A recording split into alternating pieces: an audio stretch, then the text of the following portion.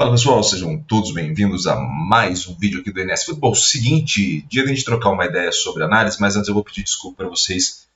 E principalmente nesses próximos dois vídeos, esse de segunda e o de terça, minha voz está horrível, dessa mudança de tempo que está tendo aqui em São Paulo. Então eu vou pedir desculpa a vocês, porque não vai estar com a voz tão legal assim, tá? Então eu vou tentar o máximo possível, mas já peço desculpas de antemão, caso não fique tão legal o áudio, costuma ficar. Bom, seguinte, o que a gente está falando sobre mudança aqui, a gente já vai passar na tela para vocês algumas explicações. Ao longo do canal, eu venho falando para vocês algumas coisas sobre análise de jogo e principalmente sobre a necessidade de uma evolução constante, tá?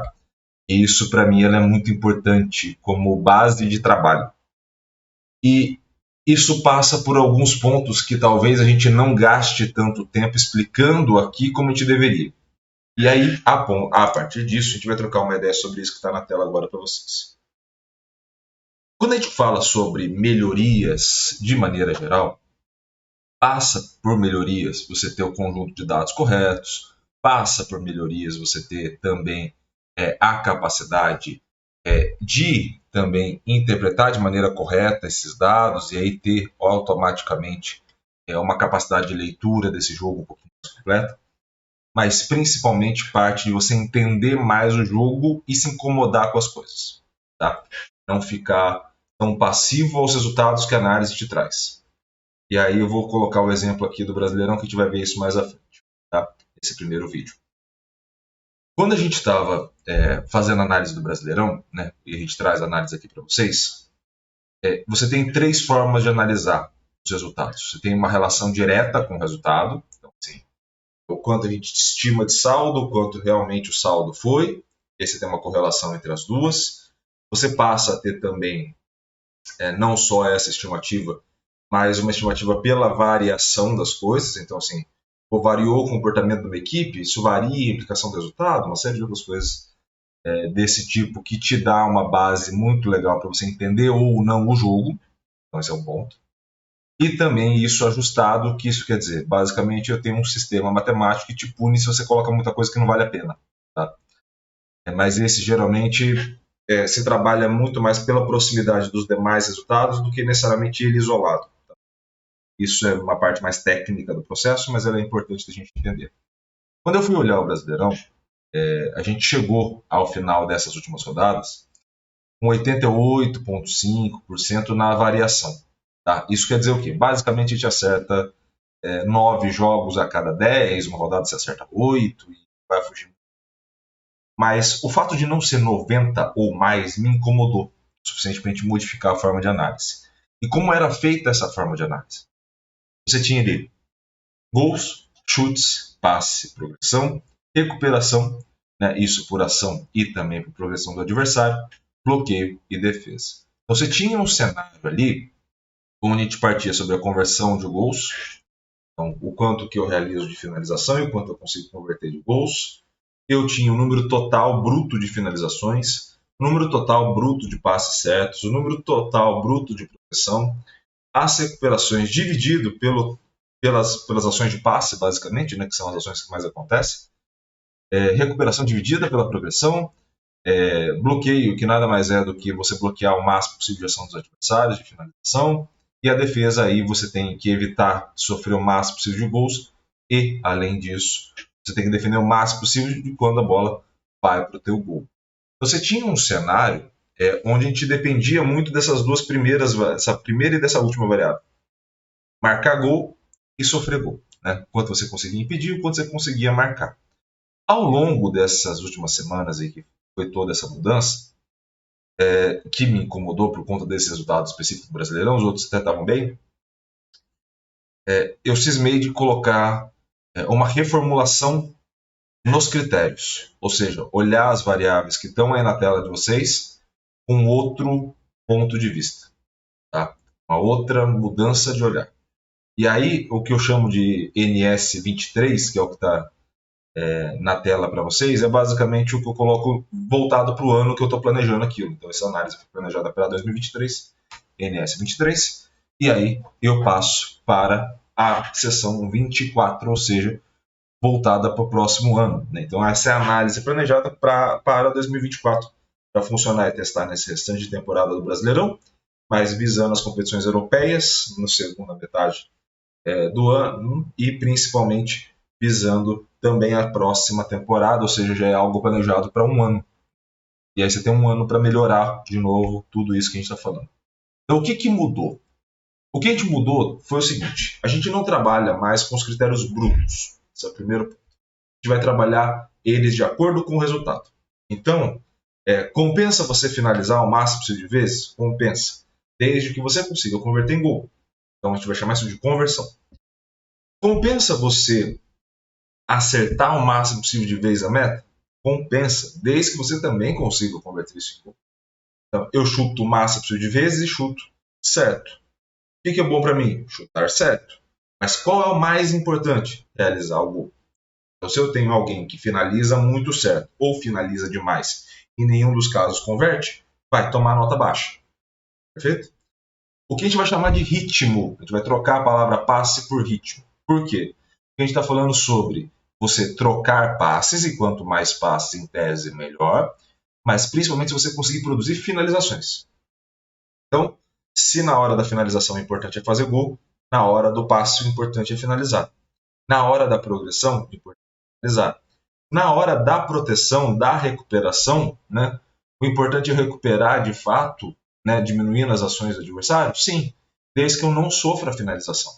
Então, muitas equipes vão marcar pressão, têm alto índice de recuperação, mas quando quando acontece a sequência ofensiva completa, sofrem a finalização. E a intenção é que não sofram. E a gente acabar dando valor para quem não sofre tanto. Acontece a mesma coisa com a proteção. Então, se de um lado eu tenho a progressão, do outro lado eu tenho a proteção. Ou seja, eu tenho que evitar que o meu adversário ganhe campo, principalmente não sofrendo a finalização.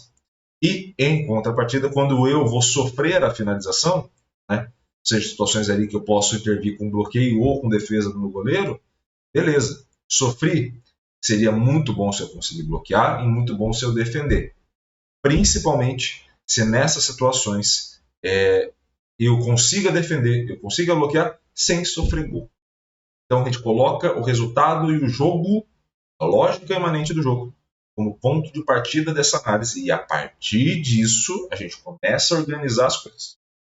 Então esse foi o primeiro ajuste que foi feito. Iago, o que isso traz de ajuste? Isso traz o seguinte, e aí são os resultados das competições passadas, tá? Então assim, as competições já fechadas, para a gente ter um padrão, não ter tipo, não, mas trocamos o treinador na metade, não, tá tudo aí, tá? Copa do Mundo. Tivemos uma evolução, pequena evolução, mas uma evolução, tá? Muito mais uma evolução, a gente vai ver isso no vídeo de amanhã, na seleção de jogadores, do que necessariamente no total previsto, porque o total já era alto, tá? 91.6 foi para 91.9. Champions League, a gente tinha 94.8. Você vê que o incômodo ele tinha um sentido com o Brasileirão, mas não necessariamente com todas as competições.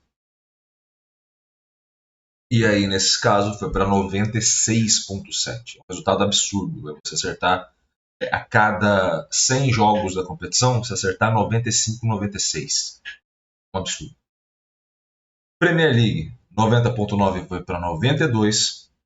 La Liga, 91,2 foi para 93,2.